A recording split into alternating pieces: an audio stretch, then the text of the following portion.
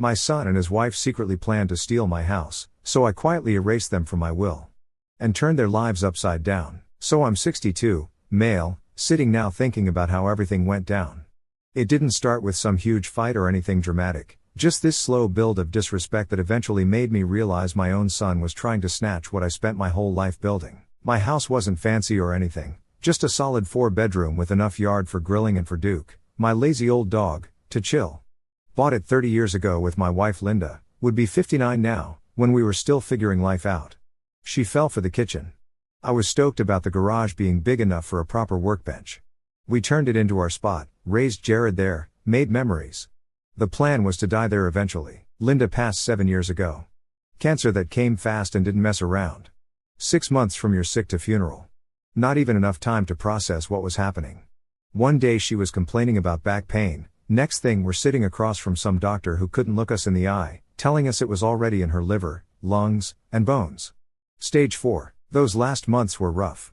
She stayed tough though, tougher than me. Remember the night before she started chemo, we sat on the porch and she made me promise not to get weird after she was gone. Said she'd haunt my ass if I turned her closet into some kind of shrine. That was Linda, practical to the end. Even made me fix that leaky faucet in the bathroom while she was on hospice. Just because I'm dying doesn't mean we should waste water, she said. I went back to work like 2 weeks after burying her because what the fuck else was I going to do? Just sit there listening to the house echo? Her side of the bed stayed made. Her coffee mug stayed in the cabinet. Sometimes I'd find a random hair tie or one of her earrings in some corner of the house, and it would knock me on my ass for an hour. Place felt like a museum some days, but I stayed. It was still home, you know? Plus Linda would get sad if I sold the place we built together, so I kept going. Did the lawn on Saturdays like always, fixed stuff when it broke, ate dinner at the same table, just on the other side now so I didn't have to look at her empty chair. My only son, 34, male, Jared, grew up in this house. Same backyard where he learned to ride his bike and same driveway where he almost burned his eyebrows off trying fireworks for the first time. Married Megan, 32, female, 3 years back. She's super polished, real estate agent with that perfect hair and voice that sounds like it belongs on a podcast. First time I met her, she called my house quaint, and not gonna lie, that should have been a red flag. I've always been there for Jared, always. Like when he wrapped his first car around a tree at 19, I didn't lecture him, just bought him another one. When he dropped out of college the first time, I paid for him to go back.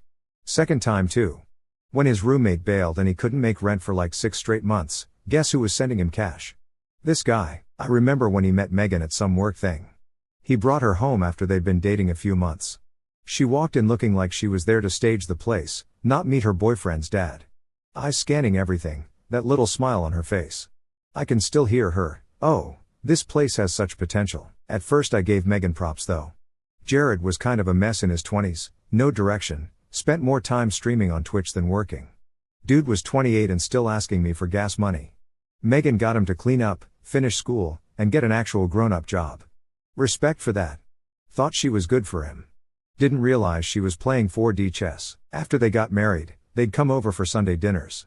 Always have. It was Linda's tradition, family around the table, no phones, real food. I kept it going after she died. Gave me something to look forward to. For a while everything felt normal, then Megan started dropping these comments, casual at first.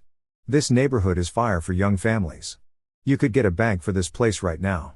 Just random observations, I thought. Then the tone started shifting. It doesn't really make sense for one person to have a 4-bedroom house. Not the words that bothered me, the way she said it, like she was already measuring for new curtains. I ignored it. Didn't want to start drama. Jared would just say she was being practical, thinking ahead. He always deflected when convos got awkward. But it got under my skin for real, especially when she started pointing out stuff that could be updated around the house. Cabinets, flooring, windows. One Sunday she legit asked if I'd ever thought about taking out the wall between the kitchen and dining room. I laughed it off, but it wasn't funny.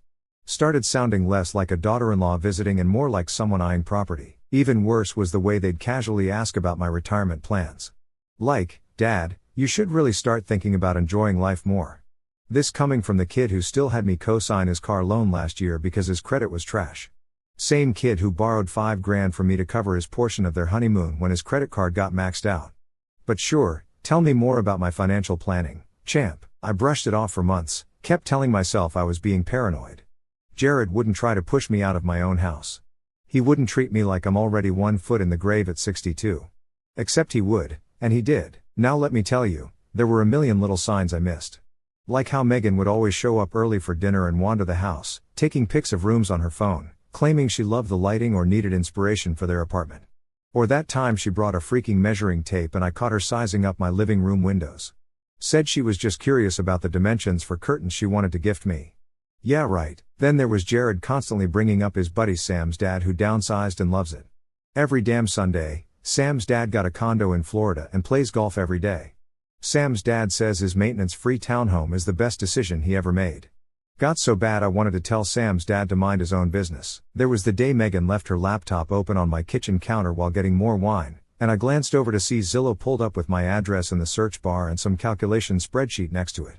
Closed it real quick when she saw me looking. Oh, and my favorite, how they'd casually forward me listings for those 55+ communities like they were doing me a favor. Look at the pool at this one, Dad. Like I'm some 80-year-old whose life dream is aqua aerobics with a bunch of strangers. Jared even pointed out one that was only 15 minutes from our place. How convenient for weekend visits that would never happen. The worst part, I almost fell for it. Almost started thinking maybe they were right. Maybe this place was too much house for one guy and a dog. Maybe I should be practical. But I'm getting ahead of myself. The real show was just getting started. Thank God for those break-ins down the street. Without them, I might have never installed those security cameras. And without those, I might have never known what they were really planning. So after those break-ins happened in the neighborhood, I decided to get a security system installed. Just some cameras at the doors and one in the main hallway. Didn't tell anyone about it. Figured it was my business, and honestly didn't think much of it. Just wanted some peace of mind, you know? Sunday dinners kept happening like normal, except they weren't normal anymore. It felt less family dinner and more tolerating the old man while planning their next move. Oh, and then there's Duke. I forgot to mention my dog. Lab Shepherd mix with half his face gone gray and an attitude just like mine. Got him 6 years ago from a shelter. Linda always wanted a dog, but her allergies made that impossible. After she died, the silence was too much. Duke was the first thing I did to break that silence and add some life to the house. They weren't Duke fans. Megan complained he shed too much. Jared said he took up a lot of space. I caught Megan once literally wiping her hands on her pants after petting him like he was dirty or something. Last month Megan even suggested I consider options for Duke when I eventually transitioned to a smaller space, like he was some old furniture I could just donate. I nearly lost it right there. Still, I figured maybe they were just clueless. I kept telling myself that until my phone buzzed during lunch at work, and everything changed. So I was at my desk eating leftover chili when I got a security alert, front door. Figured it was a delivery or something. 2 minutes later, another alert from the hallway cam. That one made me pause. Open the app, expecting to see Duke wandering around or maybe a glitch. Nope. There's Jared using his emergency key, walking in like he owns the place. Megan right behind him, heels clicking across the tile. No call, no text, just letting themselves in like it's their property. At first I thought maybe something happened, maybe they were checking if I was okay. But then I watched them keep walking, and then Megan started talking right away, loud enough for the mic to catch everything. God, this place is so dated. We could knock out this wall, she said, pointing like she was leading a freaking home tour. Open concept would make the space feel less depressing. I can't believe he won't even consider selling. They weren't there to check on me. They were there to scope out my house. I just sat there watching the video play. Jared was actively participating and nodding. Dad's been so stubborn lately. It's like he doesn't get that this house is wasted on him. I know, babe, Megan replied, but once we get him to see reason about downsizing, we can finally start making this place work for us. She opened cabinets, made disgusted faces at the flooring, talked about closet space like she was showing the place to clients. These cabinets are hideous. First thing to go, then they went upstairs. I kept watching. Megan walked into my bedroom and said, "This will be the nursery. Perfect light. And we can dump all his old crap in the basement or just trash it." Jared laughed. Good luck getting him to part with any of it. He's like a hoarder with all mom's old stuff. That's when I stopped the video for a second. I needed to breathe. I remember just sitting there, not even feeling angry yet, just processing, like when you get hit hard and your body hasn't registered the pain yet. These two people, my son and his wife, were literally planning to take over my house while I was still living in it. They weren't even being subtle about it. I'll let the next clip load anyway.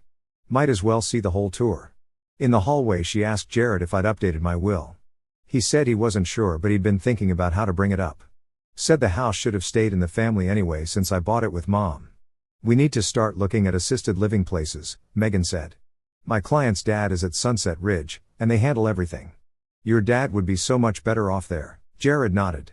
Yeah, we might need to push it soon for his safety, before he gets too stubborn. He's not getting any younger, and this house is way too much for him. I'm 62. I lift weights 3 times a week. I run most mornings.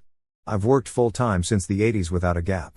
I've got more energy than half the kids at his office. And these clowns are talking about shipping me off to a retirement home like I'm some senile grandfather who can't take care of himself. They spent like 45 minutes walking through my house, deciding what stays, what goes. Megan opened my closet, looked at Linda's old coats, and said, all this junk needs to go ASAP. So depressing keeping dead people's clothes. That junk? That was a 25-year marriage. That was holidays, vacations, nights in, weekends out. That was Linda. And this woman I barely know was ready to toss it like it was trash. They finished their little house tour with Jared adding, Dad's going to fight us on this, but he'll thank us once he's settled into a nice little retirement place. Then Megan laughed and said, he doesn't have to like it. It's happening either way. My mom dealt with the same thing with my grandpa. Sometimes you just have to take control for their own good. They locked up like they hadn't just invaded my life and drove off. Jared even fixed the porch rug like he was making himself at home. That night I got home and didn't say a word to them. Didn't call, didn't text. Duke stayed right by me all night. He knew something was wrong. He always knows. Laid across the entryway like a guard. The real kick in the nuts wasn't even that they wanted my house. It's that they thought I was done, used up. That at 62 I should just hand over my life's biggest asset and shuffle off to some glorified nursing home so they could play house in the place I built. Sitting there with Duke, I realized something. Jared wasn't the kid I raised anymore. Somewhere along the line he'd become someone who saw me as an obstacle, as something to manage. And Megan? She saw me as nothing more than a roadblock to her real estate dreams. That's when the anger finally hit, and with it came clarity. Next morning I called Frank, my attorney, and said, we've got work to do. Frank's been my guy for decades. Old school lawyer, still uses legal pads.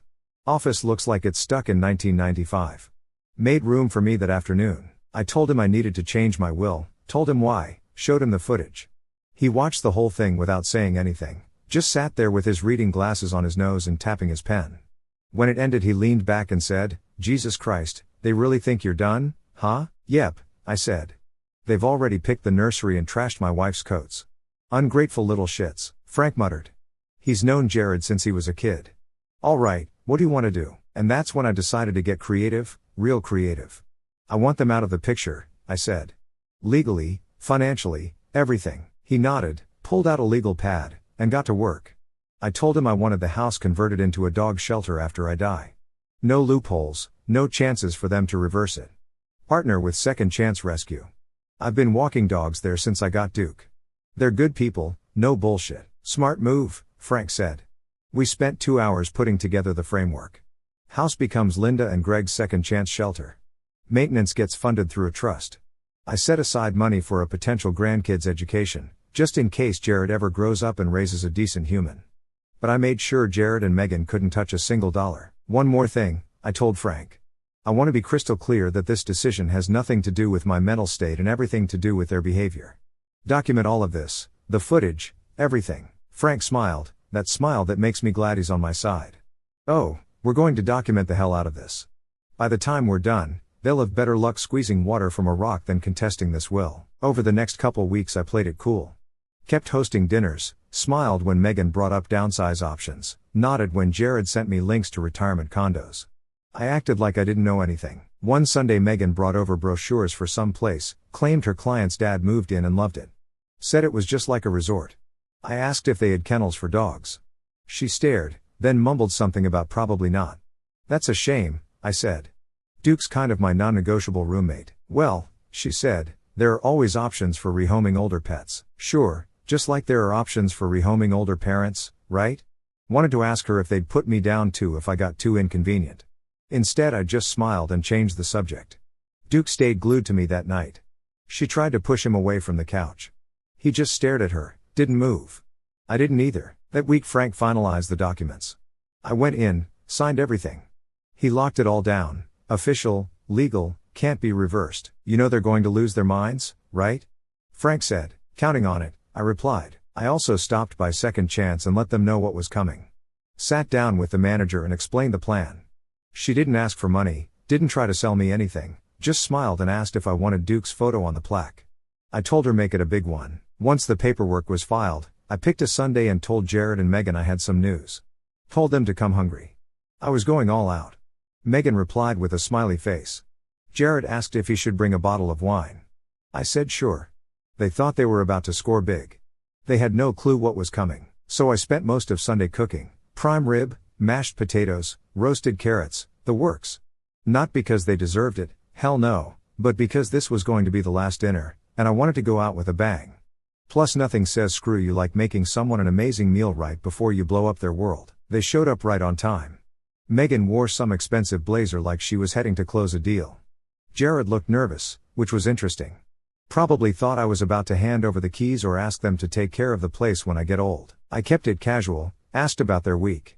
Megan talked about interest rates. Jared nodded like he understood any of it. Duke stayed under the table. Every time Megan walked by, his eyes followed her. Didn't growl, didn't bark, just watched. He knew.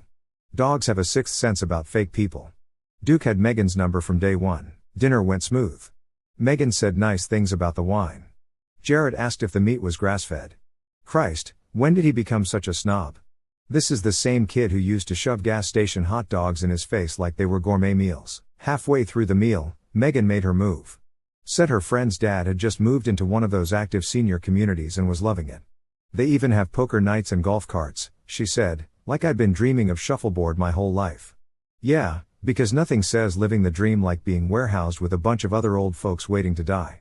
Hard pass, I smiled. Sounds nice, I said. I've actually been thinking about my future too. That shut them up. Both looked up at the same time. Megan put her fork down like she was about to sign a contract. Oh really? She asked, trying to sound casual. Yeah, been doing a lot of planning, I said. I've made some decisions about the house. Jared leaned forward. What kind of decisions? The big kind. Future of the property kind. You could feel the tension. They thought this was it, their payday. Megan's eyes lit up like she just won the lottery. I got up, walked to the counter, grabbed the folder, and dropped it on the table. Updated my will. All final. Megan opened it like she couldn't wait. Jared just stared. When she hit the part about the house, her face completely changed, like watching someone go from winning the Super Bowl to stepping in dog shit in the span of 3 seconds. It's going to be what? She asked, like she misread it. A dog shelter, partnered with Second Chance Rescue. Duke's future home. Linda's name will be on the sign. Jared didn't say anything for a second. Megan's face turned red. You're turning this place into a pound? She yelled. Oh, pretty much, but it'll be a no-kill shelter. Well run, super clean, good people. You can't be serious, she said, standing up now. This is prime real estate. This is our inheritance. I'm dead serious, I said calmly. And our inheritance? What makes you think you've earned an inheritance? That's when Jared chimed in. Dad, this is insane. You can't just throw away everything Mom and you built. It is staying in the family, I replied. Just the part of the family that didn't try to shove me in a retirement home. That's when I pulled out my phone, opened the security app, and hit play. Their voices filled the room. Megan's tour of the house. Jared agreeing. Her calling Linda's things junk. The part about assisted living. Every nasty comment, every plan. Watching their faces change as they heard themselves was almost worth the betrayal. When it ended, the room was dead silent, like someone had sucked all the air out. She exploded. You spied on us? That's illegal. You can't just record people without their knowledge. It's my house, I said. And I can absolutely have security cameras in my own property. Jared was pale as a ghost. Dad, we were just talking. We didn't mean. Save it, I cut him off. You meant every word. You've been planning this for months. Megan tried a different approach. Greg, be reasonable. We're just trying to help you plan for your future. This house is way too big for one person. You're not getting any younger and I'm perfectly capable of taking care of myself and my home. This is ridiculous, she snapped. Jared, tell your father how ridiculous he's being. Jared looked trapped. Dad, we just want what's best for you. Megan is right. This house is too big for you even if you're capable of. Really? Like putting me in a home is what's best? Like calling your mother's things junk is what's best? Guess what? I heard every word. Every single word. We're going to have a family soon. We need the space. Don't you want your grandchildren to grow up in this house, to have the same memories Jared had? Megan started with the crocodile tears and the grandkid card. Clever. Too bad I was ready for it. Nice try, I said, but using hypothetical grandkids as leverage is pretty low, even for you. That's when she lost it completely. Started screaming about how selfish I was, how I was ruining their future, how they'd been counting on this house. Jared tried to calm her down, but she was on a roll. You ungrateful old man. After everything we've done for you, coming to these stupid dinners every week, listening to your boring stories, pretending to care about your dumb dog, and there it was, the truth. Jared finally found his spine. Megan, shut up. Too late, buddy. Way too late. He doesn't deserve this house. My parents said we should have taken legal action months ago. Oh, so her parents were in on it too. The whole damn squad was planning my retirement. How thoughtful. You can keep the wine, I said, standing up. Dinner's over. Actually, Sunday dinners are done. And so are we. Megan knocked over her chair and stormed toward the door. You'll regret this. My father knows people. We'll contest the will, I laughed. Good luck with that. Jared stayed seated, looking devastated. The reality was finally sinking in. He'd bet on the wrong horse and lost everything. Dad, please don't do this. We can talk about it. You did this, I said. Not me. Now get out of my house and leave your key. He tried to argue more, but I just stared him down until he finally got up, placed his house key on the table, and followed his wife out. I locked the door behind them. Duke came out from under the table, looked up at me like, finally. They thought they were getting a house. What they got was a reality check, and honestly, that night with the trash taken out and just me and Duke in a quiet house? Best sleep I'd had in months, so the aftermath was nuclear, as you'd expect. About an hour after they left, my phone blew up, texts from Jared, missed calls, voicemails. I didn't answer any of it, didn't even listen to the messages. Just muted my phone and poured myself a drink. Next morning, I checked my email. Megan had sent me a message with the subject line "Let's talk calmly." 3 paragraphs of bullshit nonsense, words like misunderstanding and family unity. No apology, just spin. Classic Megan. I deleted it without responding. Later that day I got a call from my sister-in-law Sarah, Linda's younger sister. She sounded confused, almost accusatory. Said she'd heard I was donating the house to a dog rescue and asked if I'd thought about what that meant for Jared's future. I told her I'd thought about it plenty. Then I sent her the video. She didn't call back after that. She just replied with a text, Jesus Christ. Then came the real thing. Megan's mother, this woman I'd met maybe 3 times, called me screaming, literally screaming. How dare I treat her daughter this way? How could I cut off my own son?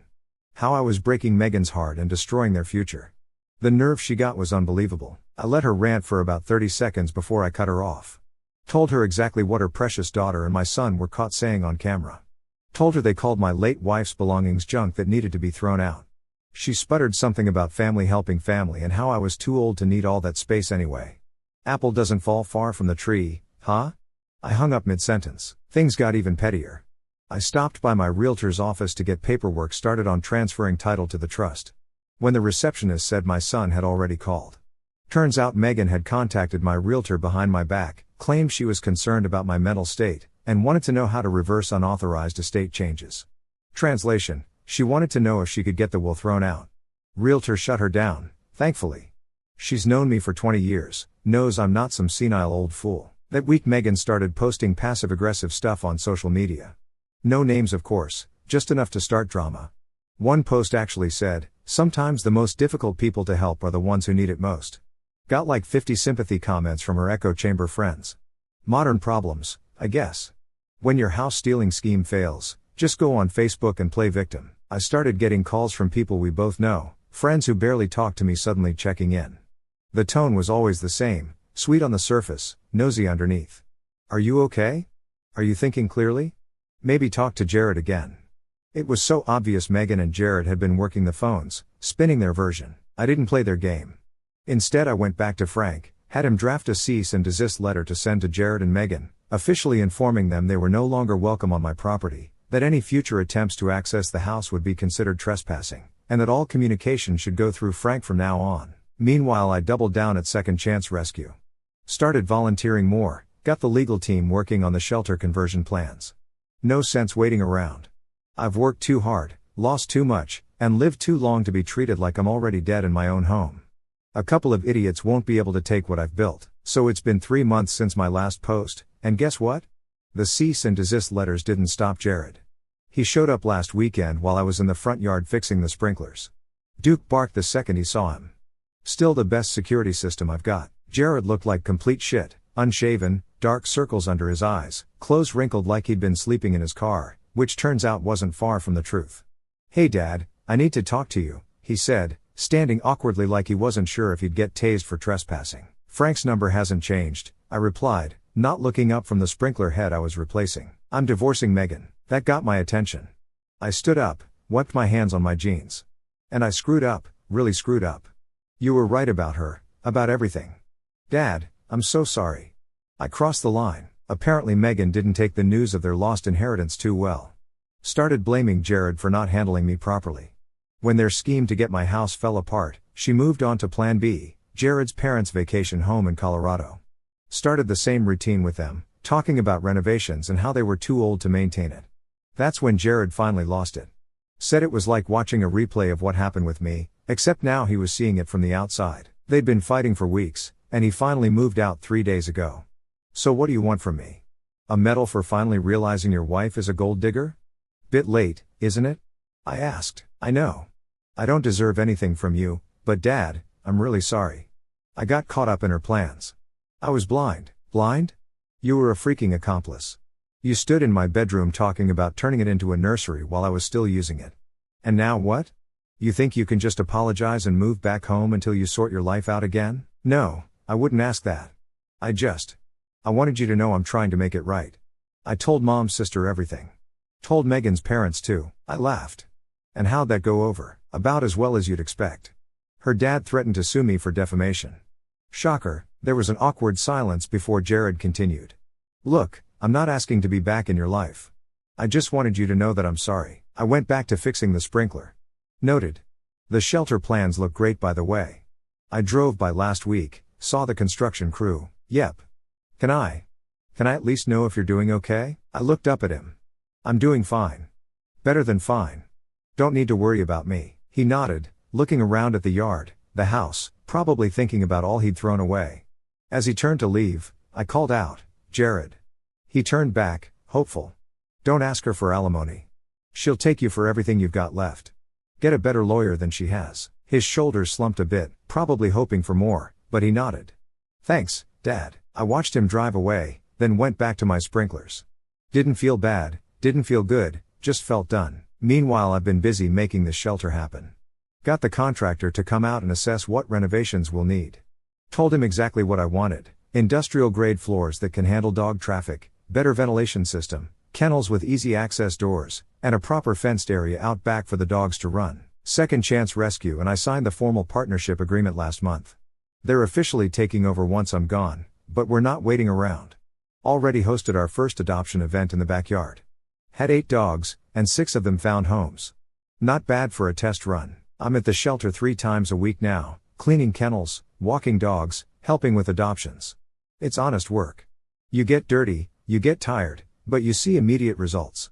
Can't say the same about raising a kid. I also had my buddy who's a contractor come by to give me an estimate on what Jared and Megan's renovation plans would have cost.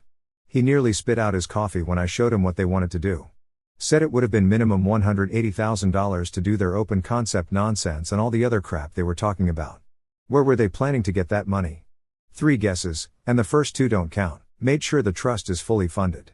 Between my 401k, savings, and some Apple stock I bought in the early 2000s and forgot about, the shelter will be covered for decades. Frank made everything ironclad. If Megan tries fighting it after the divorce, she'll burn through cash on lawyers just to get laughed out of court. Some nights I sit out on the porch with a cold one, looking at what Linda and I built, and feel something I haven't felt in years: satisfaction. Not happiness exactly, just that solid feeling of knowing you did the right thing, even when it was hard. As for Jared, I don't know. Maybe someday, maybe not. Not my problem right now. They tried to take my home. Instead I turned it into something they can't touch. Let Jared explain to his future kids, if he ever has any, why Grandpa's house became a shelter. Better yet, let the kids figure it out themselves, one dog at a time. Funny thing about betrayal, it shows you who actually matters. And sometimes it's not even people. It's the old dog snoring at your feet who'd never dream of pushing you aside just because you take up too much space.